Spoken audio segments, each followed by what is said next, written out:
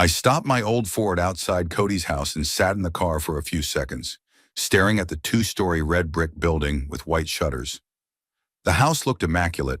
The lawn was mowed, the flower beds were neat, even the mailbox was shiny with fresh paint. It was all thanks to my help, though they preferred not to mention it here. 15 years ago, I'd signed the papers, agreeing to be a co-borrower on the mortgage because Cody and Jessica didn't qualify. At the time, he promised it was temporary, that they'd renegotiate the loan in a couple years. 15 years have passed, and I'm still paying more than half of the monthly payment. I grabbed a bag of wine from the back seat and headed for the front door. Jessica opened it for me with a strained smile. She always smiled that way, like she was performing the obligatory ritual of politeness. Her blonde hair was pulled back into a tight ponytail, her face painted even at home, as if she were getting ready for a photo shoot, not a family dinner with relatives. She was wearing a blue dress that I knew cost more than I spend on food in a month. Jessica had worked part-time at a bank until Haley was born, and then decided to become a housewife. But she was a very peculiar kind of housewife.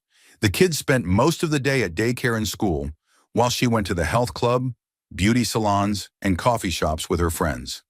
"Harvey, come on in," she said, taking the bag of wine. We were just about to sit down to dinner. The kids were running around the living room. 8-year-old Kyle was racing a car on the carpet, making engine noises, and 6-year-old Haley was building something out of colorful cubes. They didn't even look up when I walked in. They used to be excited to see me, to hug me, but now I was just a part of their environment, like furniture or houseplants. Kyle was a carbon copy of his father as a child, just as stubborn and willful, but without the hard work that Cody had shown in his youth. Haley was more like her mother, a pretty girl with big blue eyes, but already she had Jessica's whims and demands. Cody appeared from the kitchen, wiping his hands with a kitchen towel. My son had gotten fat in recent years, his belly protruding above his belt and his hair thinning noticeably on top of his head. At 38, he looked tired and irritable, as if the whole world owed him. The expression of a man doing a favor was frozen on his face. Cody had once been an energetic teenager, playing on his high school basketball team, dreaming of college. But after graduation, he took the easy way out, married Jessica, found a job as a clerk at a furniture store, and settled down. Ambition was replaced by the habit of living from paycheck to paycheck, and dreams by complaining about the unfairness of life. "Hello, Father," he said without much enthusiasm. "I hope you haven't forgotten that Haley has a dance until 8 tonight, so we'll have an early dinner." I nodded, though no one had told me about the dance. Apparently it was assumed that I was supposed to guess on my own, or just adjust to their plans. There was a large dark wood dining table in the living room, another one of my investments in their family's well-being. 2 years ago, Jessica had complained that the old table didn't fit the new decor they were going to make with my money. They had to splurge on this $3,000 oak set. Jessica started setting up the plates, and I noticed her wrinkle her nose when Kyle accidentally kicked it as he drove by in his typewriter. "Kyle, put the toys away. It's time for dinner," she said sternly. "5 more minutes," the boy whined, not taking his eyes off the game. "Now!" Jessica raised her voice, and the child reluctantly put the cars in the drawer. I watched the scene with sadness. Jessica interacted with the children as a strict supervisor, not as a loving mother. Every action they took annoyed her. Every sound made her cringe. Cody didn't show much warmth to the kids either. Parenting was more like a chore he wanted to pass on to someone else as soon as possible. I sat down in my usual spot at the end of the table and watched the family bustle about. Haley was cranky, not wanting to wash her hands. Kyle was complaining loudly that he didn't like the fish his mom was making. Cody was irritably yanking the kids around, and Jessica was martyr-like as she put food on their plates. A typical picture of an ordinary evening in an ordinary middle-class American family. Only this family lived far beyond their means, and the gap between income and expenses was covered by me. "Grandpa, why do you have those stains on your hands?" Haley suddenly asked, pointing to the age spots on my hands. "Haley, don't point your finger," her mother reprimanded her, but the girl continued to look at my hands curiously. "It's just old age, little girl," I replied with a smile. "When people get old, they get spots like that on their skin." "Are you going to die soon?" Haley continued innocently. There was an awkward silence.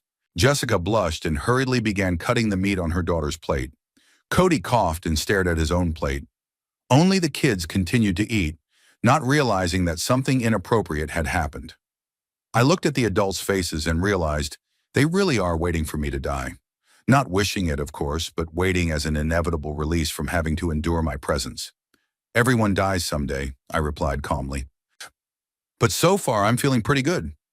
Haley, eat in silence, Cody said sharply, and the girl pouted resentfully.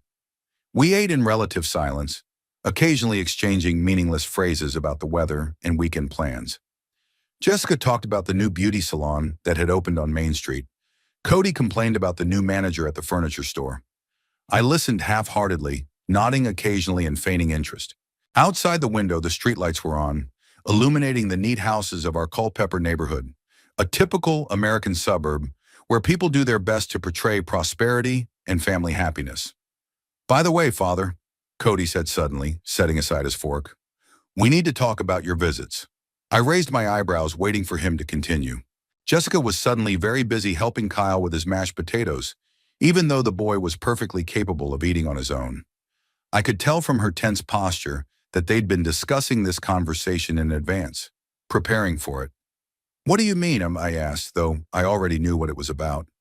Well, you started coming over quite often, almost every weekend. We have our own plans, our own lives. The kids get tired. Jessica works all week on the house. I felt something tighten in my chest. Housework is a big word for a woman who spends all day at the gym, beauty salons, and coffee shops with her friends while the kids are at school. But I kept my mouth shut. Since my wife died a year ago, those family dinners had been my only connection to the world, my only reminder that I had a family. Apparently, it was too much of a luxury, too. I thought family dinners were a good tradition, I said cautiously. Of course it is, Cody agreed hastily, but I could hear the irritation in his voice. Just maybe once every 2 weeks would be enough. Or you could give advance notice so we can plan. Give advance notice that I want to see my own family. Schedule appointments with my son, like a business meeting. Make appointments to see my own grandchildren. I nodded slowly, feeling a bitter wave of loneliness rising inside. 38 years ago, I'd held newborn Cody in my arms, stayed up nights when he was sick, worked double shifts to make sure he had a normal childhood. And now he's asking me to call ahead for visits. I see, was all I said. Kyle suddenly burped loudly, and Jessica looked at him indignantly. Kyle, that's no way to behave at the table. Grandpa does it too, the boy defended himself. I heard last week. Kyle, apologize to Grandpa right now, Cody said sternly. It's okay, I tried to intervene, but my son had already started. No, that's not right. Kids should respect their elders. Kyle, I'm waiting for an apology. The boy mumbled something unintelligible, and the atmosphere became even more tense. I finished my portion in silence, feeling unwelcome in the house I'd been paying the mortgage on for 15 years. Family photos hung on the wall. Cody and Jessica on their wedding day, the kids at various points in their lives, vacation trips together. There wasn't a single picture of me with them that caught my eye.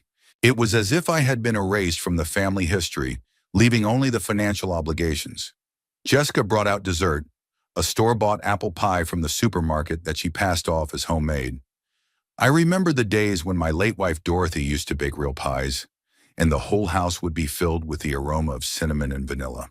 Now it was a tasteless mass of artificial additives, but I nodded gratefully and took it. Thank you, Jessica.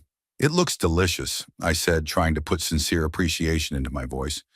You're welcome, she replied, but I noticed her wince slightly when I tapped the spoon carelessly against the plate. Any sound I made seemed to annoy her. My breathing was too loud, my gait too heavy, my voice too hoarse. 73 years of life had left its marks, and I could no longer move with the grace of a young man. Kyle was picking at his piece of pie, clearly not going to eat it.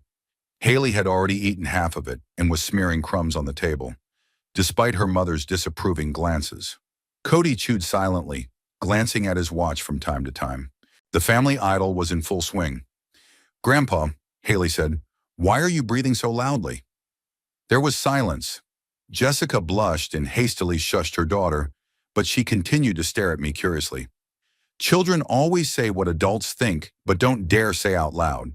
I was really breathing heavier, from years of working in a dusty machine shop and the pack of cigarettes a day I smoked until I was 50. When people get older, they have a harder time breathing, I explained patiently. Their lungs don't work as well as they used to. Why don't you buy new lungs? Haley continued with childlike naivete. Kyle snorted with laughter and Cody frowned. How come and hum? Haley, stop asking stupid questions, he said sternly. The questions aren't stupid, I countered. Kids have a right to be curious. But there are some things we shouldn't talk about at the table, Jessica interjected, especially about old age and illness. Old age and illness. As if it were something shameful, something unseemly to mention in polite society. I understood. My old age embarrassed them, reminded them of unpleasant things they were not yet facing. They wanted to see me as an eternally young and energetic ATM machine, which gives out money correctly, but does not remind them that the same fate awaits them. Grandpa, do you know how to use an iPhone? Kyle asked, changing the subject. Not very well, I admitted. I have a regular phone. A regular phone? Haley was surprised. How do you watch videos? I don't watch videos on my phone, I answered with a smile. The kids looked at me like I was admitting that I couldn't read. For them, a world without smartphones, internet, and social media was unimaginable. They couldn't imagine living without checking notifications every 5 minutes or taking pictures of every meal. Dad, you really should upgrade your phone, Cody said in a patronizing tone. It's 25 years old now. Everyone uses smartphones. Even Grandma Mary from next door has learned how. Grandma Mary was an 80-year-old widow who lived across the street and had really gotten the hang of modern technology. Cody often cited her as an example, alluding to my technological backwardness. I didn't understand why I needed an expensive phone when the only people I called were the kids and the doctor. Why don't you get yourself a new phone for Christmas? Jessica suggested with fake concern. We'll see, I replied evasively. In fact, I understood the implication of that suggestion perfectly well. They wanted me to spend money on something I didn't need instead of saving it, or, God forbid, spending it on something really important. Every dollar in my pocket was a potential threat to them. What if I decided to spend it on something other than their needs?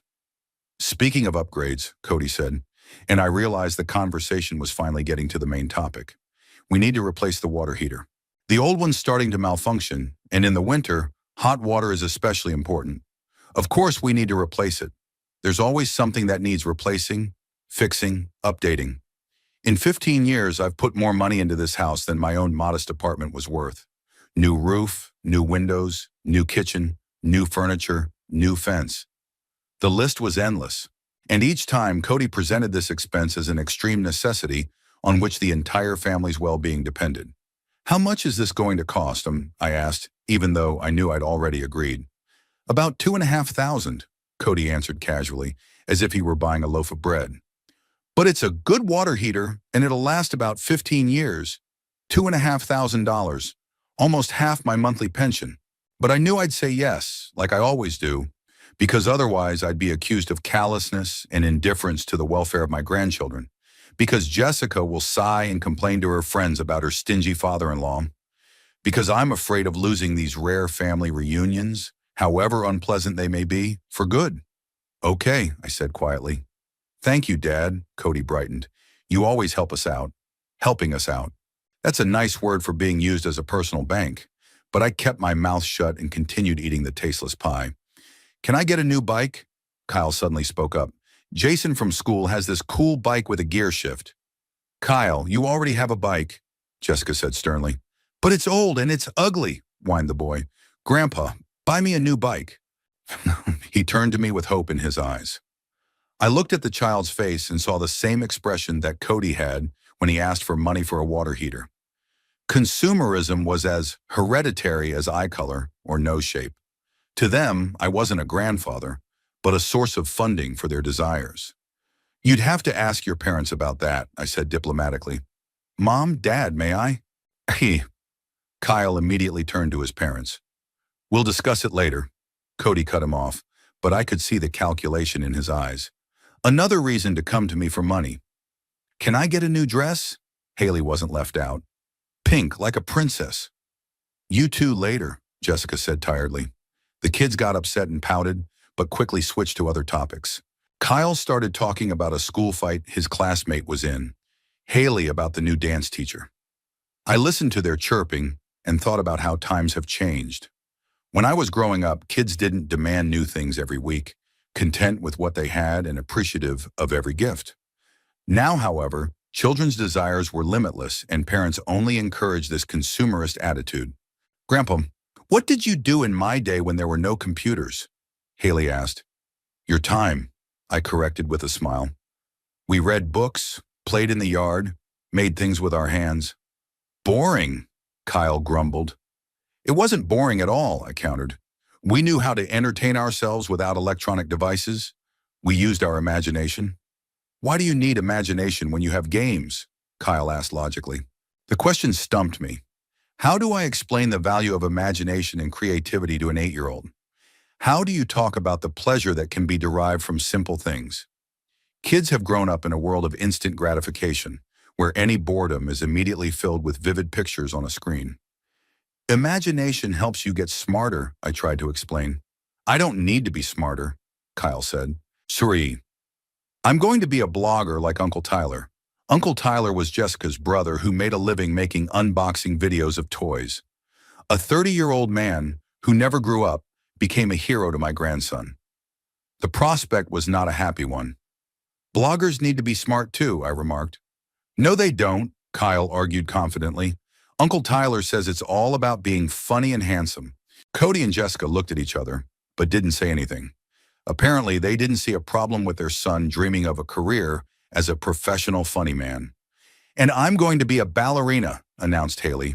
I'm going to wear pretty dresses and dance on stage.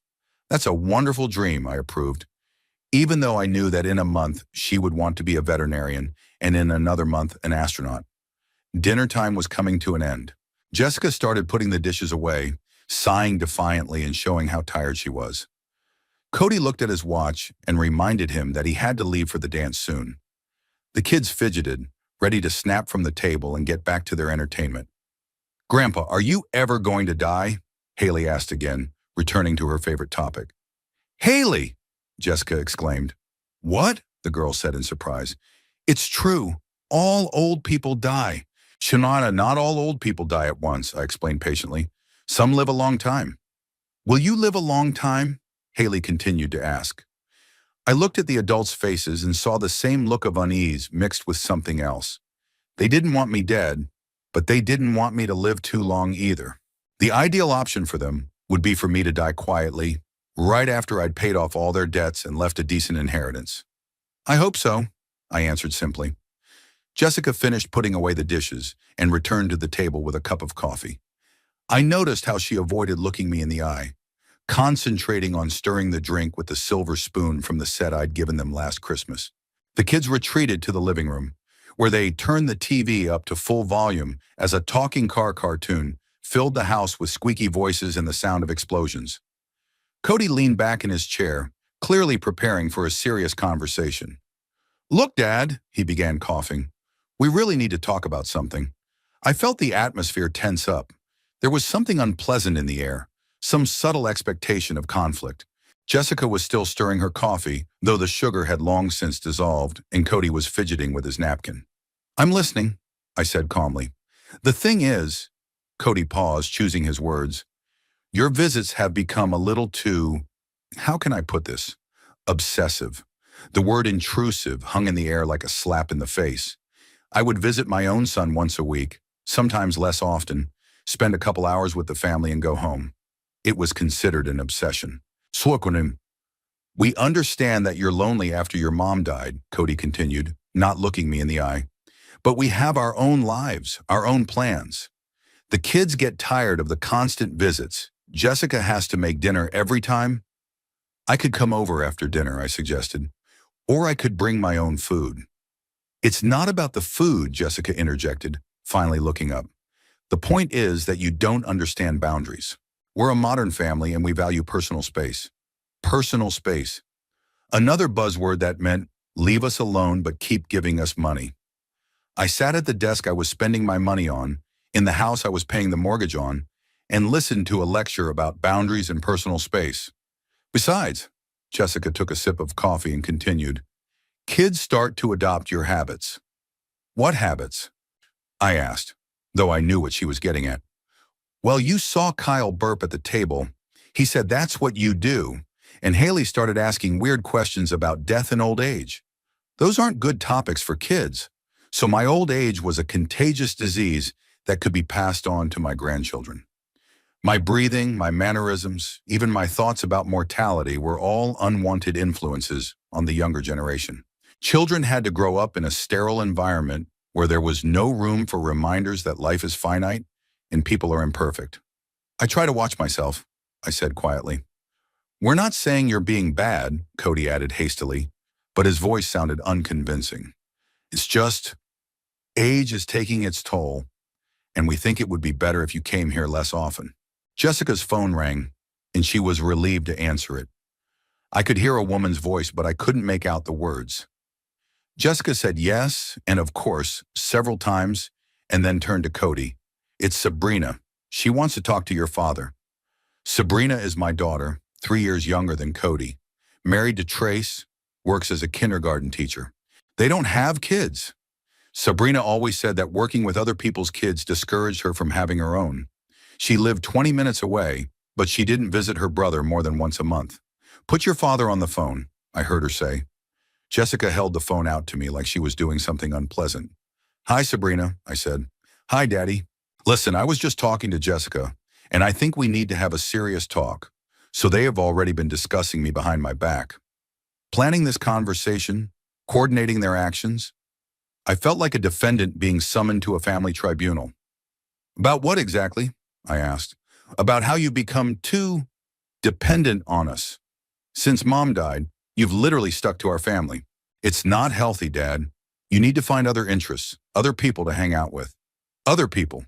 At 73, most of my friends are dead or in hospitals. The few who are left are struggling with old age and illness themselves. And my own daughter advises me to make new friends, as if it's as easy as changing the channel on the TV. I understand that you're lonely, Sabrina continued, but we can't replace your entire social life. Cody has a family, a job, tons of things to worry about. I have my own things to do too. We can't keep you entertained and engaged in conversation all the time. Entertain and keep the conversation going.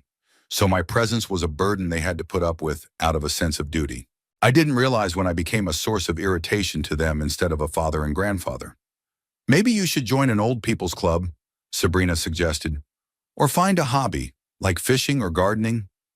An old people's club, a place where old people spend their time waiting to die, playing dominoes and complaining about their health, where I'll be surrounded by similarly lonely people who have been abandoned by their own children. It's a beautiful prospect. I'll think about it, I said, not wanting to continue this conversation. Good. By the way, I cannot come next week. We have a matinee in the garden, a lot of work, so don't plan any family get-togethers. She hung up without even saying goodbye. I handed the phone to Jessica, who took it with the look of someone who'd done an unpleasant but necessary task. Sabrina's right, Cody said when I hung up. You do need to expand your social circle. We can't be your only social activity. Social activity. They talked about me like I was a troubled teenager who needed constant attention. Cody continued to rub his napkin, avoiding looking me in the eye. Jessica was finishing her coffee, demonstrating that she was getting tired of the conversation. You know, Dad, Cody finally looked up, since Mom died, you've been kind of clingy. Clingy? You used to have your own life, your own interests. Now all you do is revolve around us. It's not healthy. Clingy, another degrading definition of my desire to spend time with my family. They forgot that after my wife died, I was left all alone in an empty apartment where every single thing reminded me of our 45 years together. They forgot that those family dinners were the only thing that still connected me to the living world. Besides, Jessica added, the children become too attached to you. It prevents them from developing independence. Too attached. Kyle and Haley barely noticed my presence, saw me as part of the setting, but even that minimal connection seemed to Jessica to be a threat to their independence. From the living room came the sounds of a cartoon and children's laughter. Haley was explaining something to Kyle, and he was arguing with her. It was the usual pattern of childish pastimes. But I knew now that my presence was poisoning even those innocent moments. I was an unwanted witness to their family life. We're not saying you're a bad grandfather. Cody tried to soften the blow. We just need to find a middle ground. See each other less often, but spend quality time together. Quality time. As if the time we spent together was a substandard product that needed to be improved. I sat and listened to my own children explain to me that my love for them was too intrusive, my desire to be a part of their lives was unhealthy, and my presence was a burden. One more thing, Jessica said, setting aside her empty cup. We think you're spoiling the kids too much with money. Kyle is used to Grandpa buying him whatever he wants. That's not right. Now my gifts to my grandchildren have become a problem. I gave them toys and books, sometimes clothes. Nothing fancy, just the usual grandpa gifts. But even that has proven to be a detrimental influence on their upbringing. We want children to appreciate money, to understand its true value, Jessica continued. And when Grandpa buys them presents all the time, they start to take it for granted. It's funny to hear a lecture on the value of money from a woman who spent my pension on manicures and massages. From a family who lived far beyond their means and regularly asked me for financial help. But I remained silent. Maybe we should limit gifts to the holidays, Cody suggested. Birthdays, Christmas, that's it. So the joy I took in buying something nice for my grandchildren was also subject to regulation. Even my attempts to express love through gifts were wrong and harmful. Okay, I said quietly. I didn't feel like arguing, proving, defending myself. Fatigue came over me like a heavy blanket. I realized that no matter what I said, no matter how hard I tried to explain my position, they had already made up their minds. I had become a problem for them to solve, not a father and grandfather to love. We're glad you understand, Jessica said with relief. It's not easy for us to talk about it either, but sometimes you have to be honest, even if it's painful. Painful? Yes, it was painful to realize that I'd become a burden to my own children, that my attempts to be a part of their lives were seen as intrusive, that even my love for my grandchildren was seen as harmful. Dad, are you okay with that? Cody asked, uncertainty in his voice. No, I lied. I understand your point of view. In fact, I felt betrayed and humiliated. 40 years ago, I'd held Cody's newborn in my arms, sat up nights by his crib when he was sick. I worked double shifts to make sure my kids had a normal childhood, gave up vacations to pay for their education, and now they were asking me to not abuse their patience and find other people to socialize with. The clock on the wall showed 8:30. I had to take Haley to the dance soon, and I knew my presence was no longer needed. I'd become an extra person in the house I'd helped build and set up. A guest who had overstayed his welcome, and it was time to let him know the visit was over. Kyle came running in from the living room with a red face and disheveled hair. The cartoon was over, and now he needed a new entertainment. He sprinted over to Cody's lap, nearly knocking over his cup of coffee. Daddy, can I go to Jason's? His mom said it's okay until 9 o'clock at night, the boy rambled. It's late now, Cody answered, glancing at his watch. School tomorrow. But Dad, Kyle whined, Jason is going to show me a new game, please. No, and don't ask me again.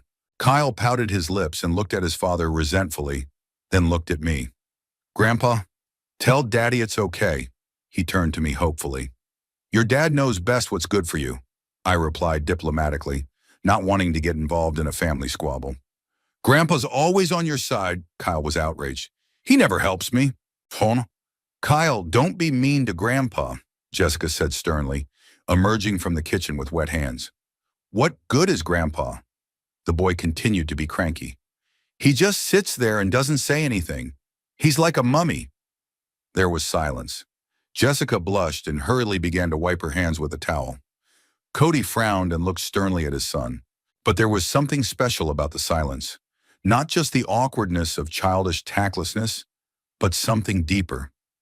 Kyle voiced what the adults were thinking, but hesitating to say out loud.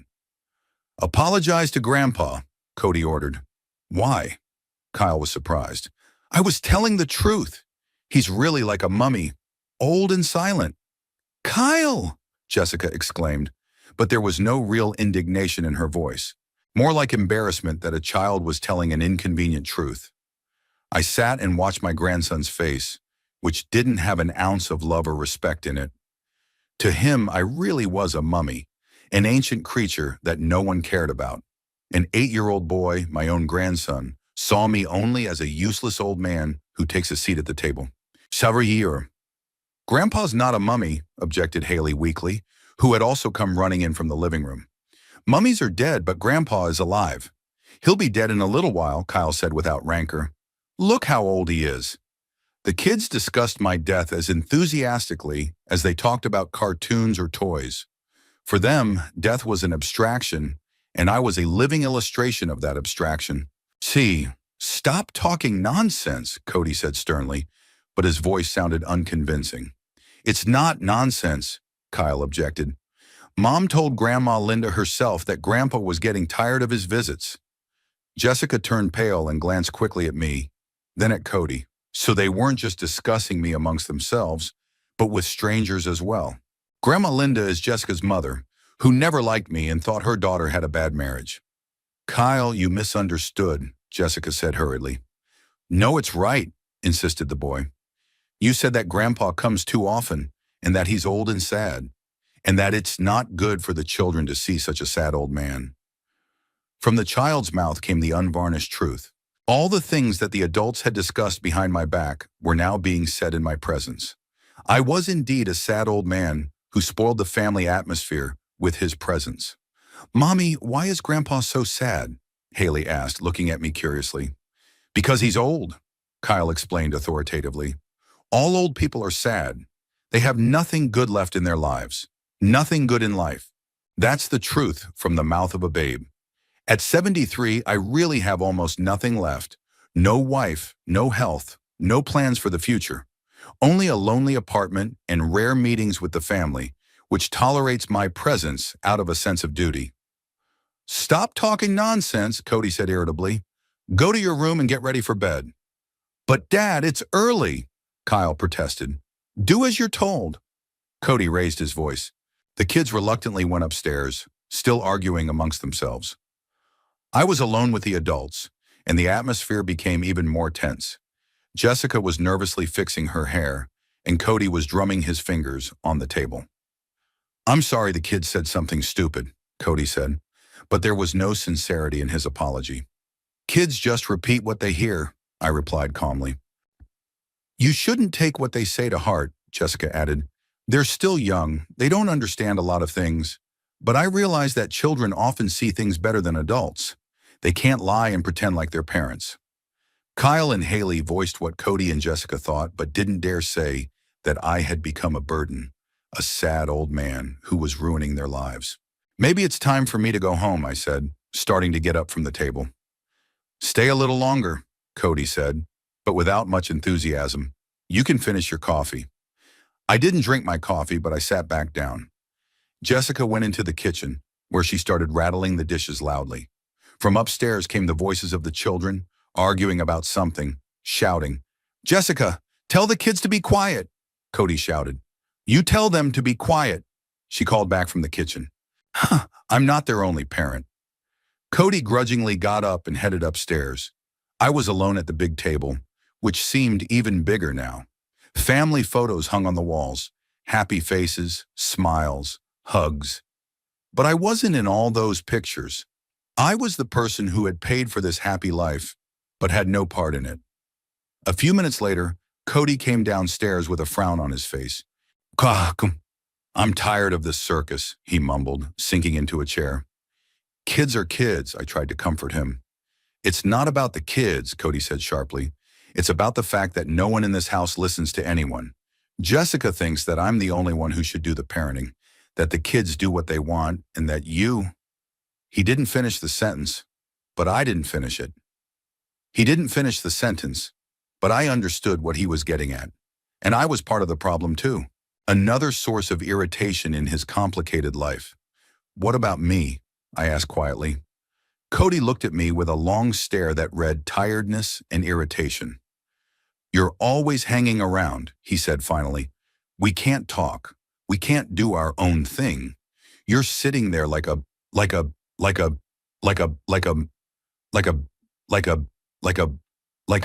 what? Like what? I asked, feeling something cold rise up inside. Like nobody, Cody blurted out. You just sit there, that's all. You don't participate in the conversation. You don't help with the kids. You don't offer anything. You just take up space. The word nobody sounded like a gunshot. I sat and watched the face of my own son, who had just called me a nobody.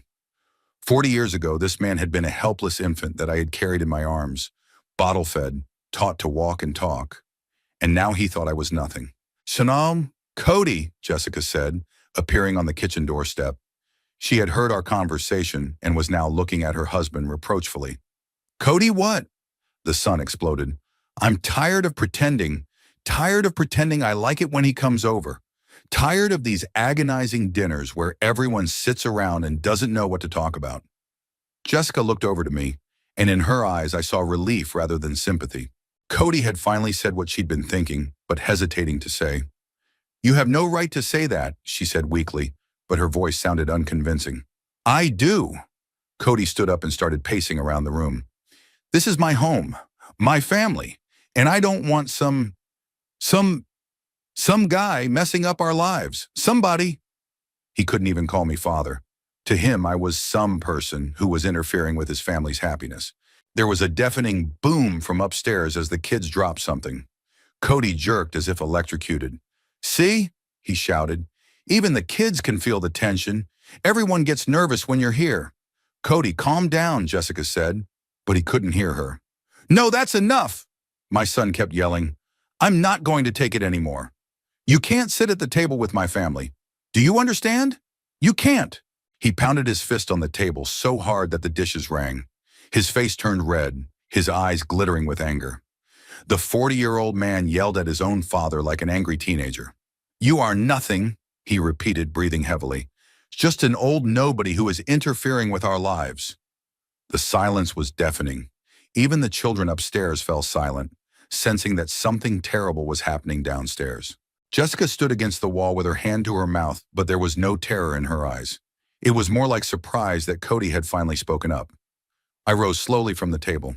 My legs felt like cotton, but I forced myself to straighten up and look into my son's eyes.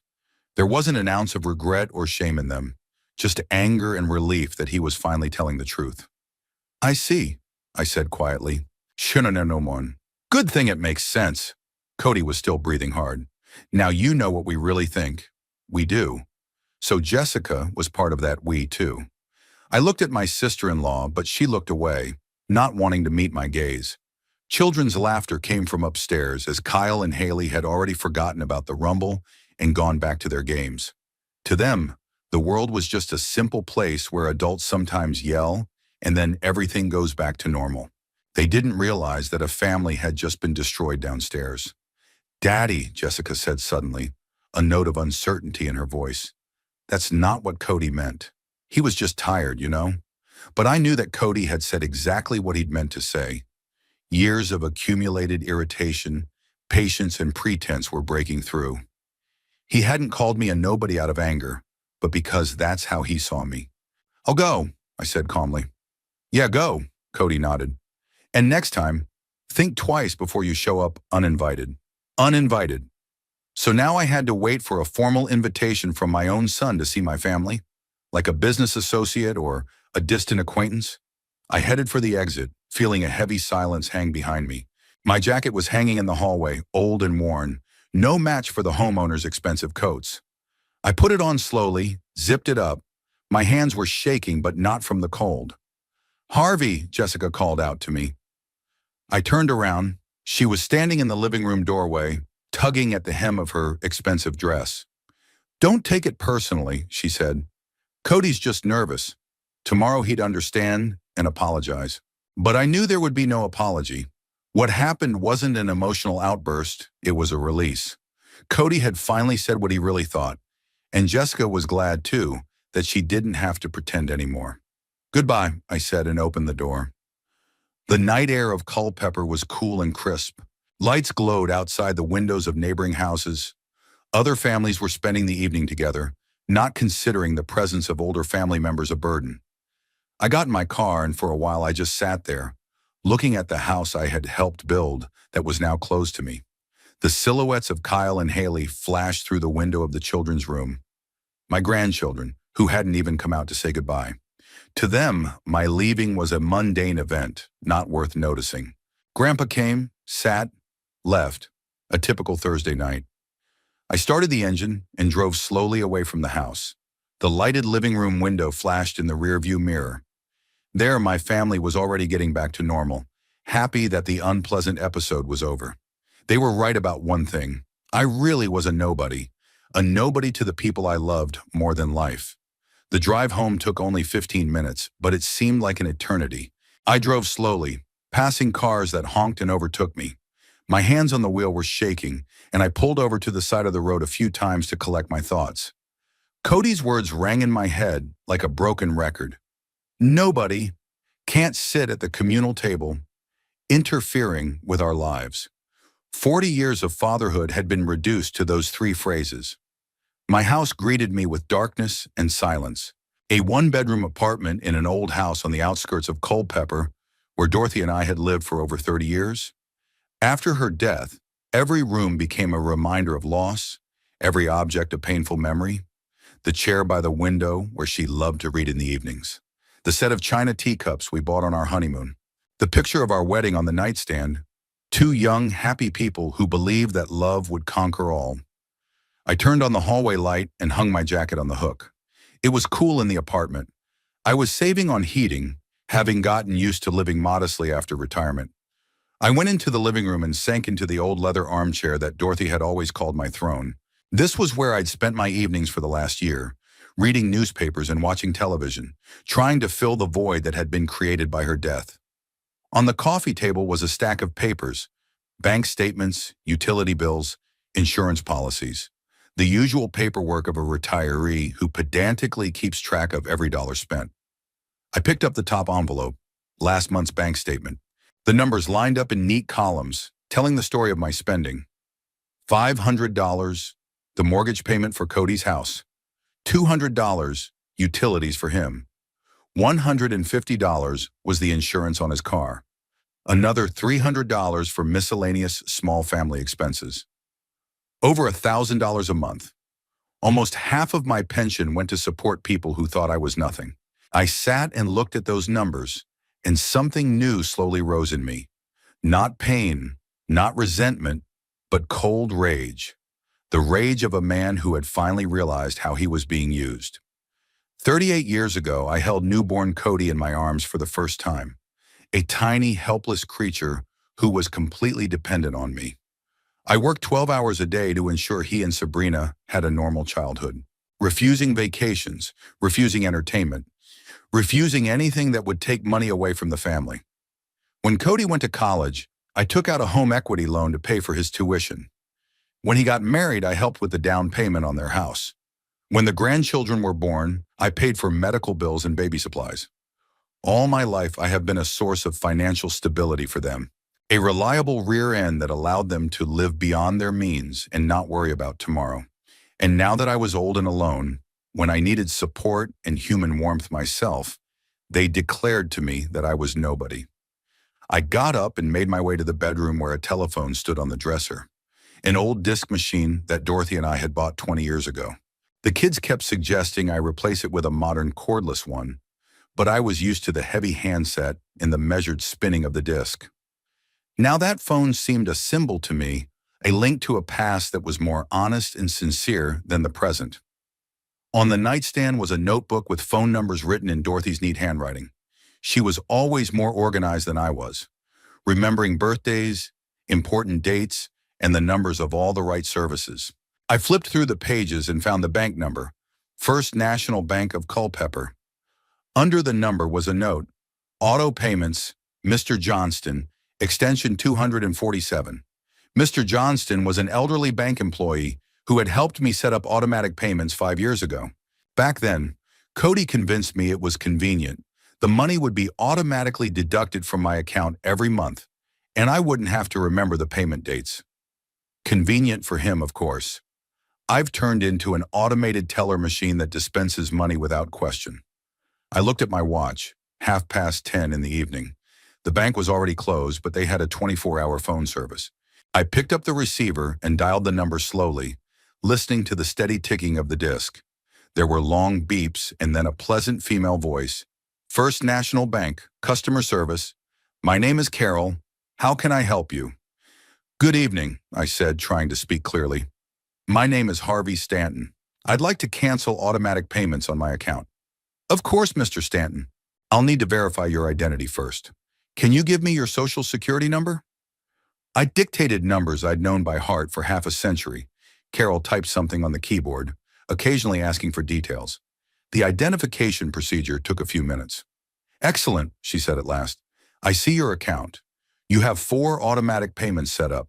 Which ones do you want to cancel? 4 payments. I didn't even remember there were that many. Over the years, the kids had accustomed me to paying more and more of their expenses, and I dutifully agreed to each automatic setting. That's it, I said firmly. All 4 payments? Carol asked, surprise in her voice. Yes, all of them. Good. Let me read them out in order, just to make sure. The first is a mortgage payment of $500 to Culpeper Mortgage Company. The second is a $200 utility payment to Culpeper Electric. The third was an insurance premium of $150 in favor of State Farm Insurance. And the fourth was a monthly transfer of $300 to account number. Stop, I interrupted. Don't cancel the last one. Just the first 3. The $300 monthly transfer was money for Sabrina. My daughter hadn't participated in today's humiliation. She just supported her brother on the phone. Her words were unpleasant, but not as cruel as Cody's. I decided to leave her alone for now. I see, Carol said. Cancel the first 3 installments. When do the changes take effect? Immediately, I replied. Mr. Stanton, let me be clear. The first payment was due in 3 days on the 15th. If we cancel the auto pay now, it won't go through. Are you sure? The 15th. The mortgage payment on Cody's house was due in 3 days. Now it won't. The bank will start charging penalties and then contact the borrowers to demand an explanation. Cody's in for a surprise. I'm sure, I said. Good. I need to record the reason for the cancellation. What do I need to record? A reason for canceling. What could I say? That my son called me a nobody and forbade me to sit at the table with his family? That 38 years of fatherhood had ended in public humiliation? A change in family circumstances, I said diplomatically. I see. So I'm canceling the 3 automatic payments due to a change in family circumstances. The changes are effective immediately. Your next mortgage payment, which was scheduled for the 15th, will not be due. Utility payments scheduled for the 20th are also canceled. The insurance payment scheduled for the 25th is canceled. Is that correct? That's correct. That's good. Would you like written confirmation of the canceled payments? No need, I replied. Good. Are there any other questions I can help you with? No, thank you. Thank you for contacting First National Bank. Have a good evening, Mr. Stanton. I hung up the phone and sat in silence for a while. The case is over. No more automatic payments. Cody will no longer get a dime from the old nobody who is interfering with his life. Let him handle his own financial problems since he was so self-sufficient and independent. The apartment was quiet, with only the ticking of the old clock in the kitchen, a gift from Dorothy on our silver wedding anniversary. 25 years of marriage had seemed like a long time at the time, but now I realized it was just the beginning. We'd been together for 45 years and every day was an affirmation of our love. And the children. The children were very different people than I'd thought. I stood up and made my way to the kitchen, where another stack of papers lay on the table. Paperwork for other financial obligations to my family. The credit card I'd gotten for Cody 3 years ago. The life insurance policy that listed him as the sole beneficiary. A savings account where I was saving money for my grandchildren's education. $20,000 in an account for Kyle and Haley. Money I'd been saving at $100 a month for the past 10 years. I wanted my grandchildren to have the opportunity to get a good education so they wouldn't have to work 3 shifts like I did. But now these kids have grown up in a family where grandpa's a nobody, an old mummy who only takes up space. I opened the cabinet and pulled out a bottle of whiskey, the Jack Daniels I'd bought 6 months ago, but never opened.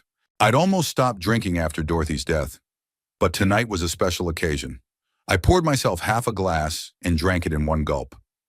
The alcohol burned my throat, but it was a relief. Thoughts were clearer and decisions firmer.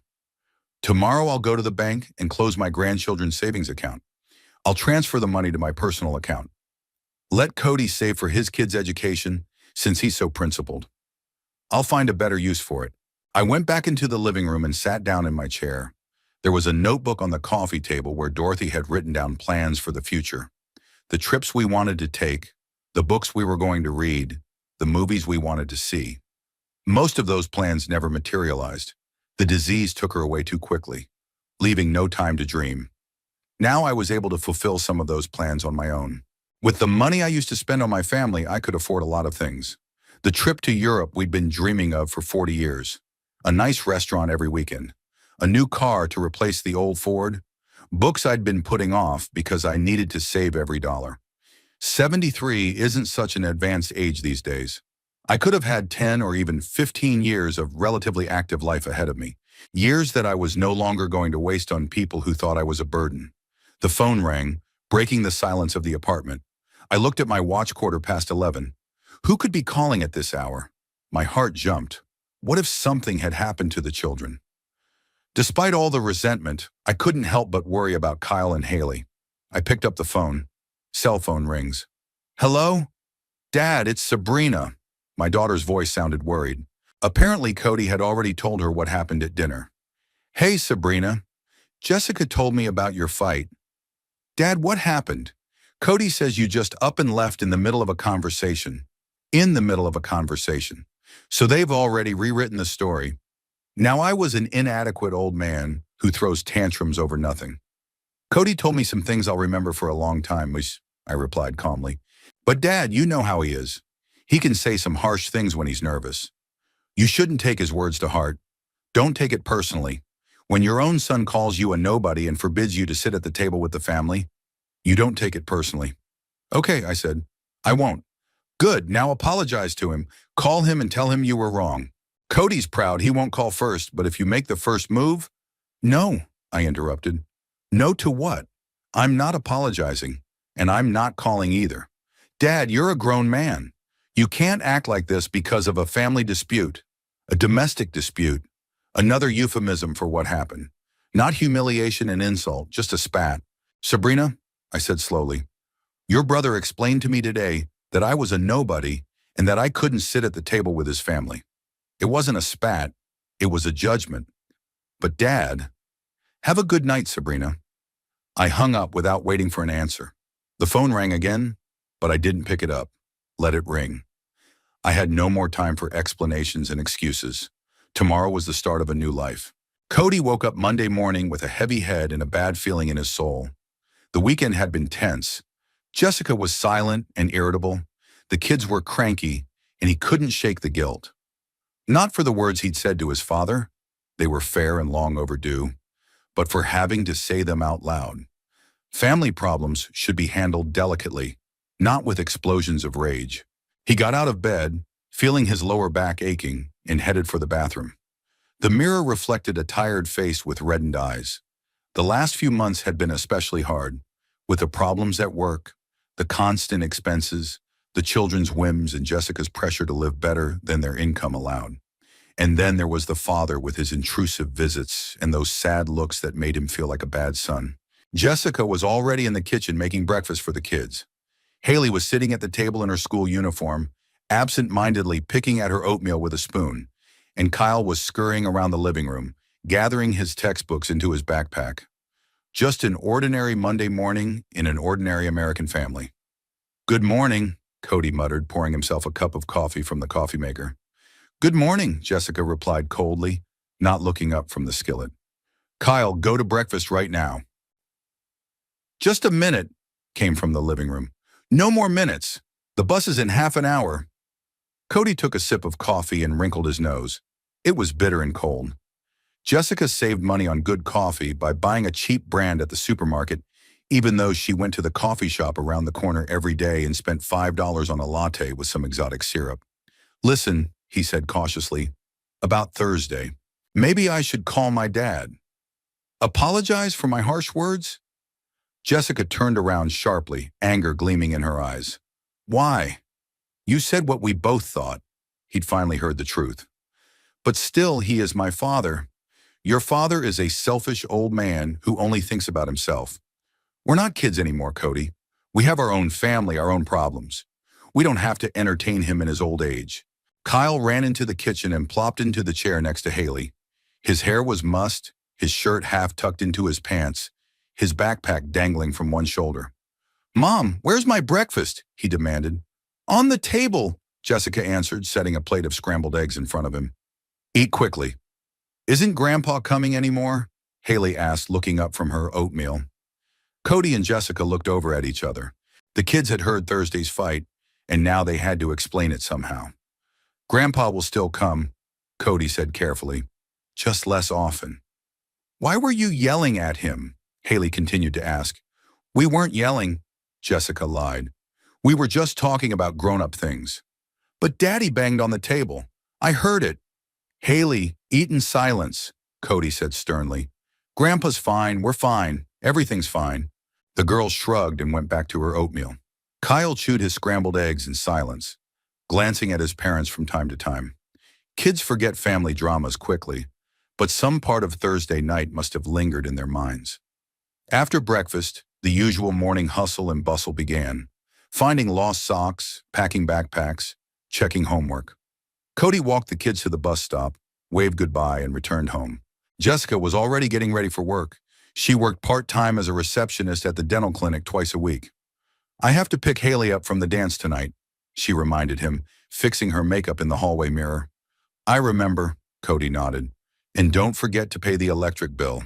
The last warning came through. "I will." Jessica kissed him on the cheek, the duty ritual of marital intimacy, and left. Cody was left alone in the empty house where the smell of coffee and kids' breakfast lingered. He needed to get ready for work, but he felt oddly tired, reluctant to leave the house and plunge into another day of work. He made his way to the study, a small room on the second floor that they were proud to call the home office. There was a computer he'd bought on credit 2 years ago and a rack of papers. On the desk was a stack of bills that needed to be paid and bank statements that he checked once a week. Turning on his computer, Cody logged onto the bank's website and entered his username and password.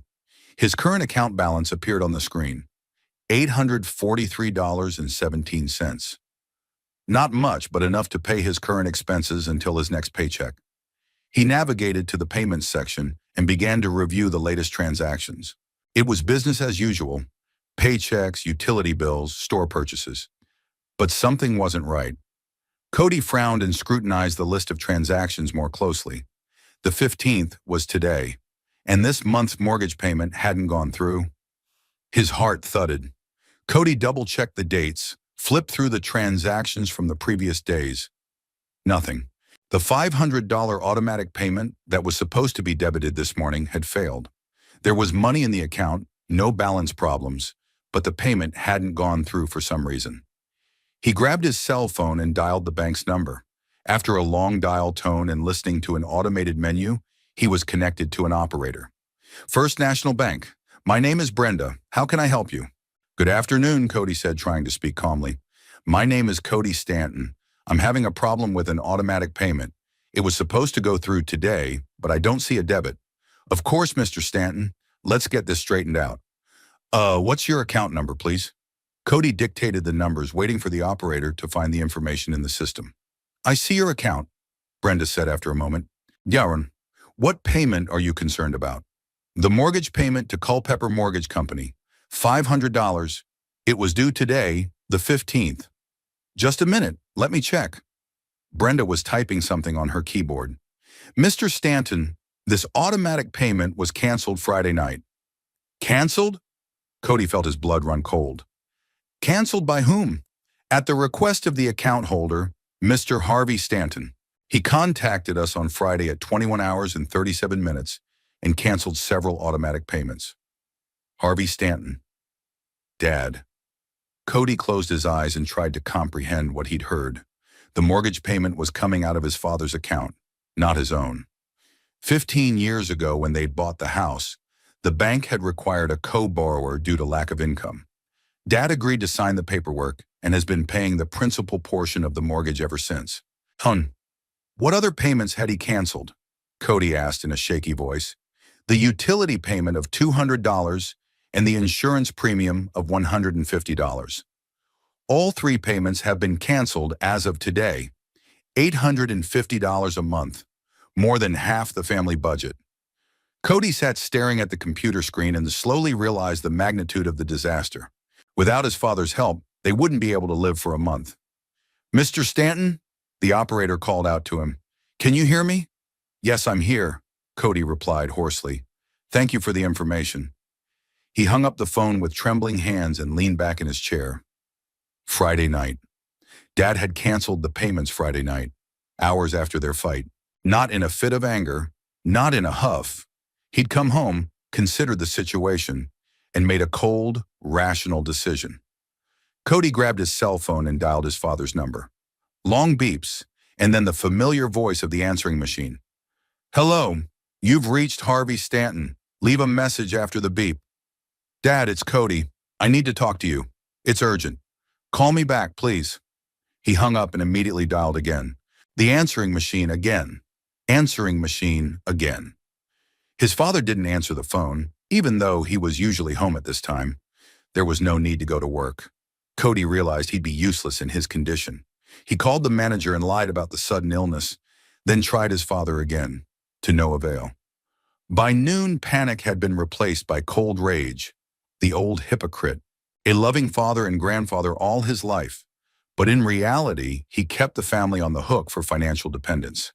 If you said a few harsh words to him, he'd show his true colors. Money was a means of control for him, not an expression of love. Cody tried to calculate the family finances without his father's help. His salary as a furniture salesman was $2,500 a month. Jessica's part-time job is another $400. That's about $3,000 in income versus $4,000 in expenses. A $1,000 deficit that his father was covering. We could try to renegotiate the mortgage, take out a loan, cut expenses, but all of that took time, and the payments needed to be made now. Culpeper Mortgage Company wasn't known for its tolerance of delinquency. After 10 days late, they'd start foreclosure proceedings. At 1 o'clock in the afternoon, Cody couldn't take it anymore and drove to his father's house. The house on the outskirts of Culpeper greeted him with closed curtains and silence. The old Ford was parked in the driveway, which meant his father was home. Cody parked and headed for the front door. The bell rang. Silence. Another ring. No answer. Cody peered through the first-floor windows but saw nothing behind the tightly drawn curtains. His father was definitely home, but he wasn't going to answer the door. "Dad!" Cody shouted, pounding on the door with his fist. "I know you're home. We need to talk." Silence. "Dad, open the door!" Cody banged louder and louder. "We have to solve this problem in an adult way." The neighbor's dog barked in response to the noise. An elderly woman, Mrs. Patterson, who had known father for years, looked out of the window of the neighboring house. Cody waved at her and tried to put a smile on his face. "Father!" he shouted again. "I'm not leaving until we talk." But the old man was stubborn. For half an hour, Cody stood at the door, calling, knocking, and shouting apologies. His father didn't answer a peep. Eventually, Cody gave up and went home, leaving a note on the door asking him to call back. Jessica got home from work at 4 o'clock and immediately realized something was wrong. Cody was sitting at the kitchen table with a grim face, bank statements, and a calculator in front of him. "What's wrong?" she asked, taking off her jacket. "Dad canceled all the payments," Cody said bluntly. "The mortgage, the utilities, the insurance, everything." Jessica went pale and sank into the chair next to him. "When?" "Friday night, after we talk." "How much money is that?" $850 a month. Jessica closed her eyes and exhaled slowly. They both knew what those numbers meant. Without her father's help, their financial well-being would collapse within a month. "Did you talk to him?" "I tried. He won't pick up the phone, won't answer the door. He's acting like a child." Like a kid." Jessica opened her eyes and there was a glint of rage in them. "You're the one acting like a child, yelling at your own father, calling him a nobody, and now you're surprised he has any pride?" "I said what I thought I said," Cody snapped at me. "And you supported me." "I supported seeing him less often, not humiliating him publicly." Jessica stood up and started pacing around the kitchen.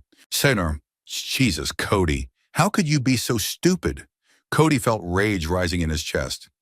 Up until an hour ago, Jessica had been saying that his father had finally heard the truth, and now she was accusing him of being stupid. "So it's all my fault?" he asked. "Is it okay for the old man to blackmail us with money?" "He wasn't blackmailing us," Jessica exploded. "He was helping. 15 years he helped us without asking for anything in return, except to see his family. And you threw him out like a dog." The door slammed as the kids came home from school. Kyle and Haley ran into the kitchen, but when they saw their parents' faces, they kept quiet. "Mom, Dad, are you guys fighting?" Haley asked quietly. "No, sweetie," Jessica lied, wiping away her tears. "We're just discussing grown-up stuff." "Where's Grandpa?" Kyle asked. "Isn't he coming over anymore?" Cody looked at the kids' faces and realized they'd feel the effects of his Thursday explosion too. Fewer presents, fewer trips, less of everything they were used to, and maybe a change of school if they had to sell the house. "Grandpa took offense," he said quietly, "and now he won't talk to us." Tuesday morning, I woke up feeling strangely peaceful. For the first time in a year since Dorothy's death, I slept soundly, without disturbing dreams or night wakings. The apartment greeted me with its familiar silence, but it no longer seemed oppressive. It was soothing, like the embrace of an old friend. I brewed myself a strong cup of coffee and sat down at the kitchen table with a newspaper. The front page of the Culpeper Daily News was filled with headlines about local news: the opening of a new shopping center, the renovation of a main road, a school arts festival, the usual provincial life of a small town where every event seems to be important to its inhabitants. I read slowly, savoring every line, every picture. How many years had I looked through the paper hastily, between errands and taking care of the family? And now I had time. The phone rang several times in the morning, but I didn't pick up. There were 6 messages piling up on the answering machine, 3 from Cody, 2 from Sabrina, and 1 from Jessica. I didn't bother listening to them. Let them speak into the void, like I'd been saying all these months when I tried to keep up a conversation at their dinner table. At noon, I got dressed and drove to the bank. I needed to close my grandchildren's savings account and transfer the money to my personal deposit.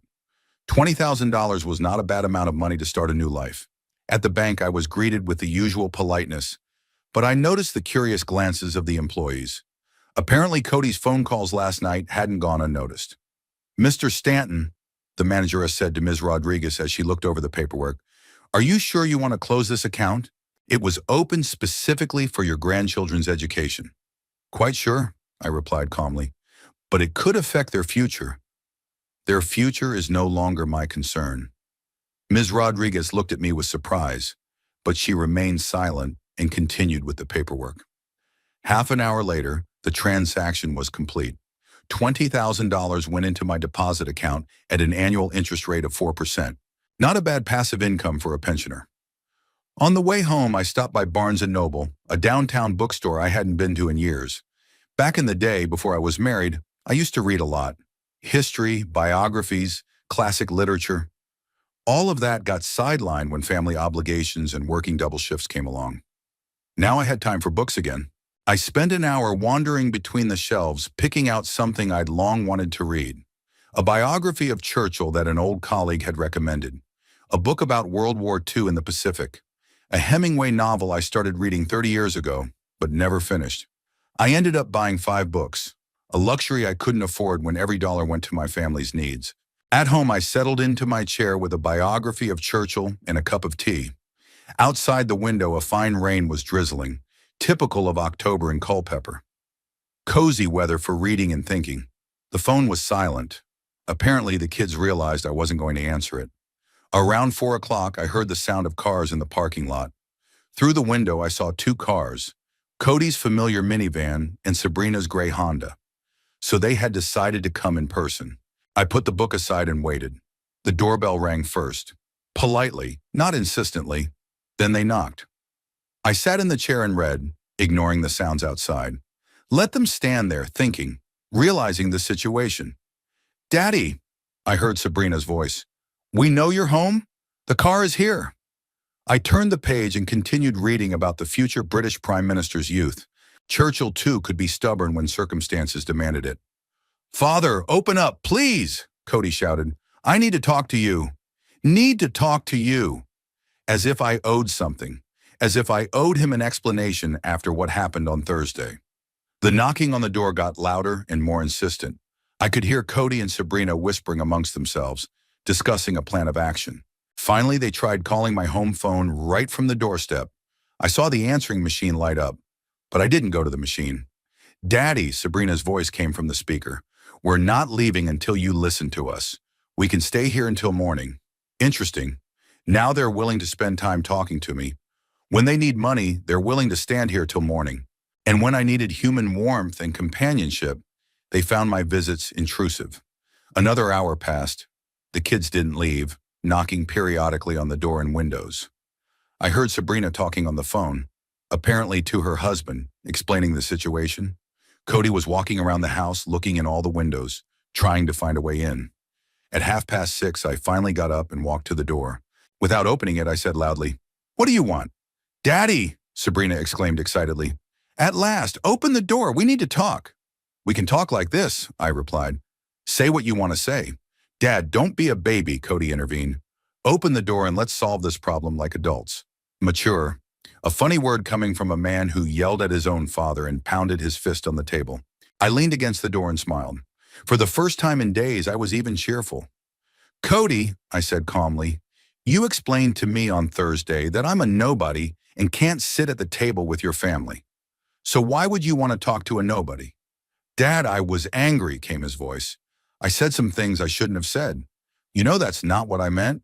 "What did you mean?" "Well, that we should see less of each other. Find a balance between family intimacy and personal space." Family intimacy and personal space. Cody was clearly preparing for this conversation, choosing the right words.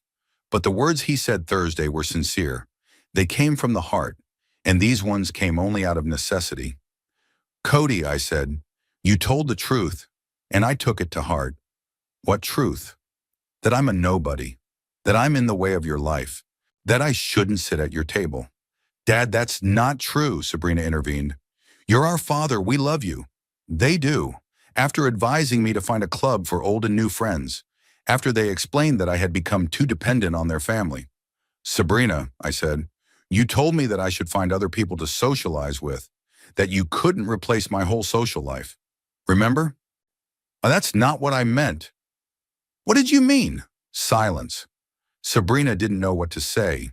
She, like Cody, had said what she thought, and now she was trying to rethink it. "Dad," Cody spoke again, "I understand that you're hurt, but let's be practical. You've canceled all the payments, and that's causing problems." "What problems?" I interrupted. "Well, financial problems. I've got a mortgage to pay, utilities to pay." "What's that got to do with me?" "What does it have to do with you? You've been helping us for 15 years, and now—" "15 years I've been helping my family," I said firmly. "But on Thursday, it was explained to me that I'm not part of that family, that I'm nobody.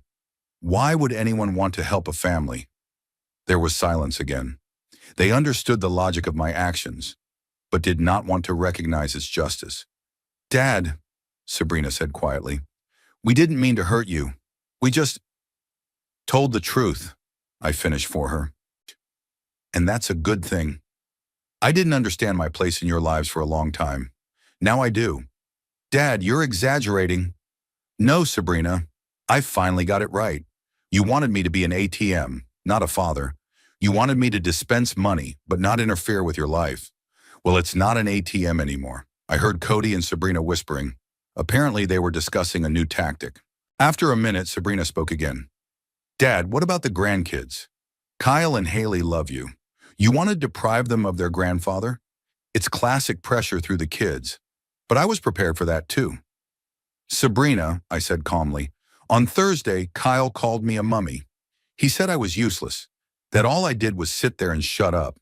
And Haley asked me when I was going to die. Kids just repeat what they hear from adults. So don't tell me about their love. Kids say stupid things. Kids say what they think, without falsity or pretense, unlike adults." I went back to my chair and picked up the book. Let them stand still if they want to. I have nowhere to go, and I'm not going to listen to any more of their excuses.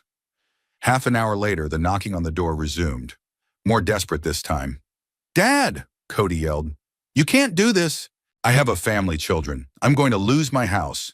"That's your problem," I replied, keeping my eyes on the book. "I don't have that kind of money. I can't pay the mortgage. Get a better job, or sell the house and buy something cheaper." "Dad, be reasonable," Sabrina intervened. "We can talk this through, find a compromise." Compromise? Now they're willing to compromise. When I needed their love, they offered me a senior club. And when they want my money, they're willing to compromise. "What kind of compromise?" and I asked. "Well, you resume payments, and we'll see each other more often. Every weekend, like we used to." "Like we used to when I was obsessive?" "Dad, we were wrong. We admit it. But you can't just ruin a family relationship over one fight." One fight. They called Thursday's humiliation one fight. "Sabrina," I said slowly, "the relationship is already broken. On Thursday, your brother simply voiced what you thought, and I took it to heart. But we can fix this." "No, you can't, because you were telling the truth. I really have become a burden to you, a sad old man who ruins the family atmosphere. And now that burden is out of your life. Rejoice." It got quiet outside. Then I heard the sound of cars starting up. The kids realized they weren't going to get anywhere today. I walked to the window and watched two cars pull out of the parking lot. Cody and Sabrina were no longer waving their arms and yelling. They drove slowly, sluggishly, like people who had lost an important battle. I turned back to the book. On the page I was reading, Churchill was talking about his first military campaign in India. The young officer, full of ambition and self-confidence, did not yet know that years of political struggle, defeats and triumphs lay ahead of him. But even then, he realized that sometimes you have to go against the tide, even if it means being alone. I understood Churchill. At 73, I too have learned to go against the tide. It had been 3 weeks since the kids had come to my house. 3 weeks of silence, peace, and an amazing sense of freedom that I hadn't experienced in years. I woke up each morning without a heaviness on my soul, without having to think about other people's problems and needs. My time belonged to me again. I established a new daily routine that brought me real pleasure. In the morning, reading the newspapers over a leisurely breakfast that could last an hour or two. Then a walk in the park in downtown Culpeper, where I fed the ducks and watched the seasons change. Fall was especially beautiful this year. The maples were burning gold and scarlet, and the air smelled of fallen leaves and approaching winter. In the afternoon, I read. In the weeks since, I've had time to read a biography of Churchill, a Hemingway novel, and I've started studying the history of the Pacific War. It's amazing how much interesting stuff was going on in the world, while I was wasting my life with family obligations. How many books I didn't read, how many movies I didn't watch, how many thoughts I didn't think because all the time was spent taking care of the people who thought those concerns were due. In the evenings, I cooked myself a proper meal, not sandwiches and reheated convenience foods, but real meals that I loved in my youth. Fried chicken with herbs, mashed potatoes with butter, vegetable salads. Dorothy always said I was a good cook, but in recent years I rarely stood at the stove, preferring simple meals that required no time or effort. The neighbors gradually got used to my new lifestyle. Mrs. Patterson would occasionally drop in for a chat and always marveled at how well I looked. "Younger, Harvey," she would say, and indeed I did feel younger. Gone was the constant tension that had accompanied me for the past year. Waiting for calls, worrying about my family, feeling guilty about every dollar I spent on myself. The money that used to go to Cody's house, I spent on myself. Bought new clothes, not cheap shirts from the supermarket, but quality stuff from a good store. Swapped my old glasses for modern ones with anti-reflective coating. I made an appointment with a good hairdresser, who gave me a haircut that hid the gray hair and added solidity. But the main change was on the inside. Gone was that degrading feeling of being tolerated out of pity. No longer did I have to justify my existence, apologize for wanting to see my family, or ask permission to be involved in my own children's lives. I felt like a man again, not a pathetic shadow that interfered with everyone's life. Of course, the loneliness was taking its toll. In the evenings, when I was tired of reading and the television couldn't fill the silence, I thought of Dorothy. I remembered our conversations, her laughter, the way she would adjust the cushions on the couch or hum while cooking dinner. But it was a light sadness, without a dash of bitterness or resentment. Dorothy loved me sincerely, not for money or out of a sense of duty, but simply because I was her husband. I tried not to think about the children. Sometimes, though, I caught myself listening to the phone, waiting for a call. But the phone was silent. Apparently, Cody and Sabrina realized that pressure wouldn't help, so they decided to try another tactic: complete ignorance. Let the old man bore alone, come to his senses, and call to apologize. They were wrong. Every day without their presence in my life made me stronger and more confident. I didn't miss family dinners where I was tolerated as a necessary evil. I didn't miss the childish whims and adult indifference. I didn't miss being the family ATM machine that should silently dispense money and not interfere with life. On the second Saturday in November, I decided to visit Dorothy's grave.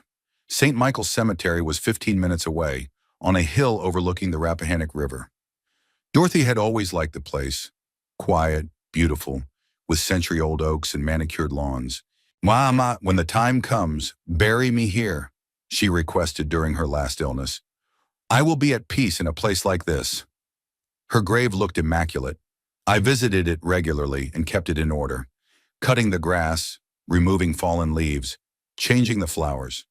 Engraved on the black granite were the simple words, "Dorothy Stanton, loving wife and mother, 1947 to 2024. The dates of a life that was filled with love and care for family. I stood at the grave and told her about the last few weeks, about how my life had changed, how I had started reading and cooking again, how I had found peace in being alone. Dorothy had always been a good listener, and now I felt her presence, her understanding. "You know, honey," I said aloud, "I think you'd be disappointed with the kids, especially Cody. You were so proud of him, and they weren't what we thought they'd be." The wind rustled the leaves of the oak tree over the grave, as if Dorothy were answering me. I placed a bouquet of chrysanthemums, her favorite fall flowers, on the headstone and stood in silence for a few more minutes. On the way home, I stopped at the mall and bought groceries for the week. I used to save money on food by buying the cheapest products, and I considered delicacies an unwarranted luxury. Now I could afford good cheese, fresh fish, quality meat. A bottle of good wine and a box of expensive chocolates went in the cart as well. Little joys that I had deprived myself of for years. At home, I put on some classical music and started cooking dinner: salmon with lemon and rosemary, rice with vegetables, salad with fresh herbs. I set the table with the beautiful dishes that Dorothy and I had gotten as a wedding present, but hadn't used much. I opened the wine and dined leisurely, savoring every bite. Over dessert, I turned on the evening news. The newscaster was talking about local events, and suddenly a familiar address flashed by. Cody's house was for sale. The camera showed a "for sale" sign on the manicured lawn I'd helped to seed 10 years ago. So my son couldn't find the money for a mortgage and decided to get rid of a house he couldn't afford. I felt a prick of regret, but not pity. Cody is a grown man, and he should bear the consequences of his words and actions on his own. I'd helped him for 15 years, and in return, I'd received public humiliation. Now he can only rely on himself. I wonder what they told the kids. They probably made up a nice story about how Grandpa was bad and stopped loving them. Kyle and Haley are too young to understand the real reasons for what's happening. To them, I just disappeared from their lives like toys that get boring disappear. Sunday morning, while reading the newspaper, I came across an ad for Cody's house in the real estate section. Cozy 2-story home in an upscale neighborhood. 3 bedrooms, 2 bathrooms, large lot. Price reduced for a quick sale. The price was indeed reduced. $20,000 less than market value. Apparently, Cody was in a hurry to get rid of the house. A few days later, Mrs. Patterson came in for tea and told the local gossip. Turns out the whole neighborhood knew about my son's financial troubles. Jessica no longer went to an expensive beauty salon. The children stopped doing paid circles, and Cody himself was looking for a part-time job in the evenings. "They say they're moving to an apartment across town," Mrs. Patterson said, sipping her tea carefully from a china cup. "It's a pity about the children, of course. They'll have to change schools." I nodded and remained silent. Mrs. Patterson was a good woman, but she liked to gossip. She didn't know the whole story and apparently thought I was a callous father who abandoned his children in their time of need. Let her think what she wanted. I no longer had to justify myself to the neighbors or anyone else. That same night, I got a call from Sabrina, the first time in 3 weeks.